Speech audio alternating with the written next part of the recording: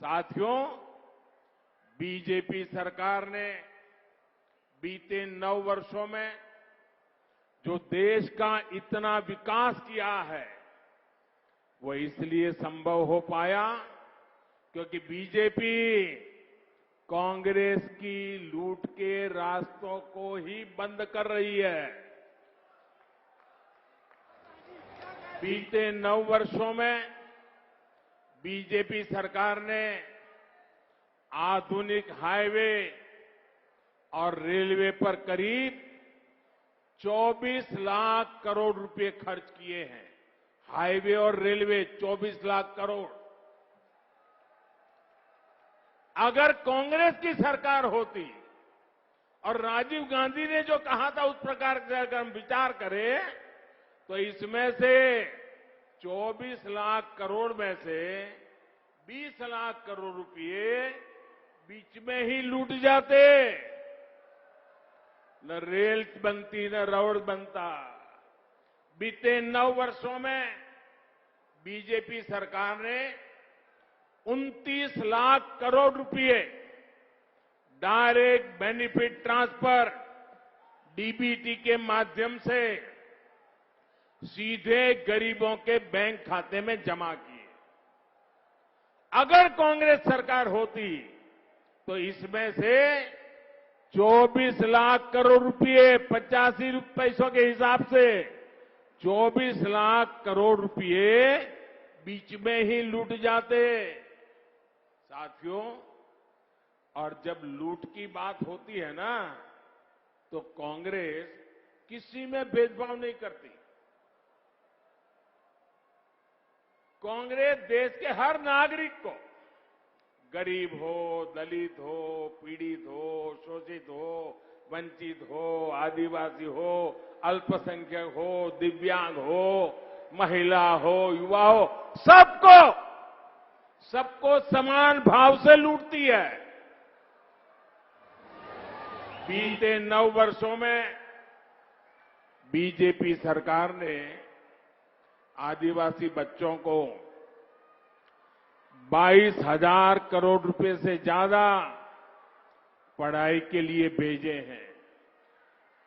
अगर कांग्रेस सरकार होती तो इसमें से 19,000 करोड़ रुपए बीच में ही लूट जाता। बीते 9 वर्षों में बीजेपी सरकार ने पानी सुविधाओं के लिए 4.25 लाख करोड़ रुपए का प्रावधान किया। अगर कांग्रेस सरकार होती तो इसमें से भी 3.25 लाख करोड़ रुपए बीच में ही लूट जाते। आप कल्पना कर सकते हैं इसका कितना बड़ा नुकसान हमारी राजस्थान की माताओं, बहनों, बेटियों को भी उठाना पड़ता। साथियों, गरीब का सबसे बड़ा सपना उसका अपना घर होता है। कांग्रेस सरकार के समय गरीबों को जो घर मिलते थे वो 4 दीवारों के खंडहर बन के रह जाते थे, उससे ज्यादा कुछ नहीं होते थे।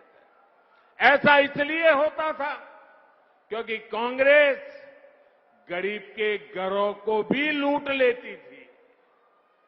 बीते 9 वर्षों में बीजेपी सरकार ने 2,25,000 करोड़ रुपए 2,25,000 करोड़ रुपए गरीबों को घर बनाने के लिए दिए हैं। अगर कांग्रेस सरकार होती तो उसमें से 2 लाख करोड़ रुपए बीच में ही लूट जाते। बाकी बचे 25,000 करोड़ रुपए में घर न बनता, खंडहर ही बनते। घर का सपना कभी पूरा नहीं होता। साथियों, बीते 9 वर्षों में बीजेपी सरकार ने मुद्रा योजना के तहत करीब 24 लाख करोड़ रुपए की मदद मेरे देश के युवाओं को की है। ये पैसा भी पूरा का पूरा युवाओं के बैंक खातों में गया है। साथियों, जब देश का पैसा देश के विकास में लगता है तो विकास दिखता भी है और विकास महसूस भी होता है। ये हम राजस्थान में भी होते हुए देख रहे हैं। राजस्थान में बहुत बड़े रेल नेटवर्क का बिजलीकरण हो चुका है। कुछ समय पहले ही मुझे दिल्ली अजमेर वंदे भारत एक्सप्रेस को हरी झंडी भी दिखाने का भी अवसर मिला था। इस ट्रेन से पुष्कर आने वाले लोगों को, ख्वाजा मोइनुद्दीन चिश्ती की दरगाह आने वाले लोगों को बहुत मदद मिली है। डेडिकेटेड फ्रेट कॉरिडोर का लाभ मिलना भी राजस्थान को शुरू हो चुका है। दिल्ली मुंबई एक्सप्रेस वे से भी राजस्थान के अनेक जिलों को लाभ हो रहा है। बॉर्डर के क्षेत्रों तक पहुंचना भी अब और आसान हुआ है। इन सभी ने राजस्थान में टूरिज्म को बढ़ाने में, रोजगार के अवसर बढ़ाने में बहुत बड़ी मदद की है। साथियों, पिछले 9 वर्षों में भारत के लोगों ने अपने जिस सामर्थ्य का प्रदर्शन किया है, उसकी जितनी प्रशंसा की जाए वो कम होगी। देश की हर सफलता के पीछे भारत के लोगों की मेहनत है, भारत के लोगों का पसीना है। देश को आगे ले जाने के लिए हर भारतवासी ने जो संकल्प दिखाया है वो अद्वितीय है। ये भारत के लोग ही हैं जिन्होंने महामारी के बाद देश की अर्थव्यवस्था को नई ऊंचाई पर पहुंचाया है। ये भारत के ही लोग हैं जिनकी वजह से आज दुनिया कह रही है कि ये दशक भारत का दशक है, ये सदी भारत की सदी है। लेकिन भाइयों और बहनों, भारत की ये उपलब्धियां, भारत के लोगों की ये कामयाबी कुछ लोगों को पच नहीं रही है। 3 दिन पहले आपने ये देखा है, भारत को नया संसद भवन मिला है। आपने टीवी पर देखा। मैं आपसे पूछता हूं, ये नया संसद भवन आपको गर्व हुआ कि नहीं हुआ? आपका माथा ऊंचा हुआ कि नहीं हुआ? हमारे देश की शान बढ़ने का आपको आनंद हुआ कि नहीं हुआ? लेकिन कांग्रेस और इसके जैसे कुछ दलों ने इस पर भी राजनीति का कीचड़ उछाला।